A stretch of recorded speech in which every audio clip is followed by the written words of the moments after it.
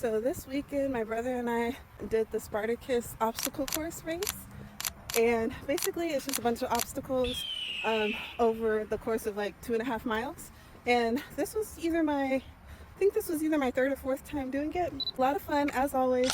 There was this one particular obstacle which was you have to like find your way on top of this log. There's like a slanted log, and then there's like a balance beam kind of log.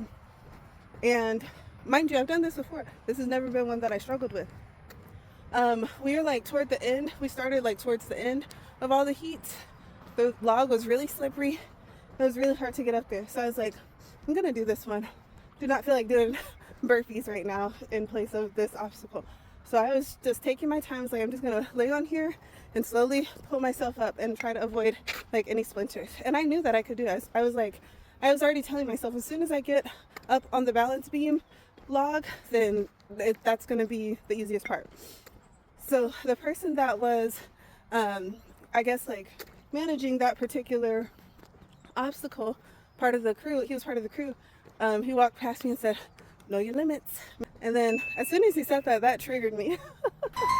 And my brain immediately, and this is the power of like having positive affirmations, like one for when you're battling with yourself, but two, when an outside influence tries to come in and tell you what your limits are.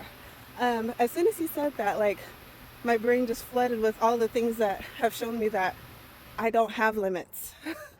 I don't have limits. I don't know what that is. I'm limitless. I was like, know my limits. Yeah, I was able to train and complete a full marathon. I've done half marathons. I've given birth twice. No medicine, even though giving birth at all is a huge feat. But like all of that to say, when I put my mind to something, especially something like athletic or that's physical with my body, I will do it. So when he said know my limits, I was like, you know what? Yeah, I do know my limits. This ain't nowhere close to my limit. Sky's the limit.